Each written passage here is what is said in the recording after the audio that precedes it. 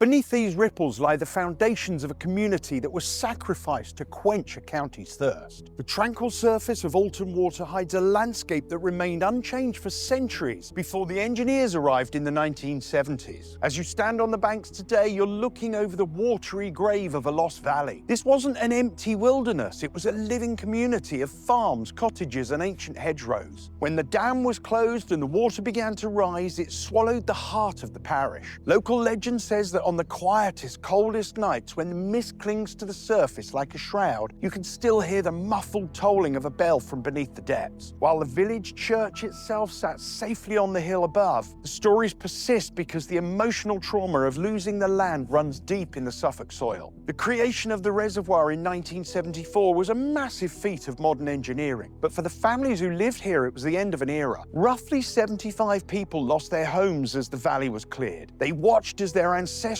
houses were gutted and prepared for the flood. Imagine the eerie sight of the valley being cleared and the very foundations of lives being readied for a permanent underwater existence. The 17th century Alton Hall, a grand manor mentioned in the Domesday Book, was demolished before the flooding, while a row of 24 cottages at 5 acres was completely submerged. These weren't ruins. They were modernised, owner-occupied homes that disappeared forever beneath 30 feet of water. There's a particular chill to the story of the old Wonder Well, not Wonderwall, a local landmark that was said to have healing properties. It now sits at the bottom of the reservoir, its supposedly magical waters mixed with millions of gallons of ordinary utility supply. Many locals at the time felt that disturbing such ancient sites would bring a heavy price. The most famous architectural survivor is the Tattingstone Wonder, a strange mock church facade built in the 18th century by local squire Edward White. He hated looking at a row of plain cottages, so he had a false tower and flint front built to make them look like a church from his window. While the wonder still stands on the hillside, the cottages in the valley floor weren't so lucky. Some say the ghosts of the displaced still wander the shoreline, looking for the front doors that are now lost to the perch and the pike. Suffolk is a county defined by what the water takes. From the crumbling cliffs of Dunwich and Thorpeness to the flooded valleys of the south, Alton Water isn't just a place for sailing and windsurfing, it's a monument to a vanished way of life. And when the wind whips up the waves, it's easy to imagine the shadows of the drowned valley shifting below.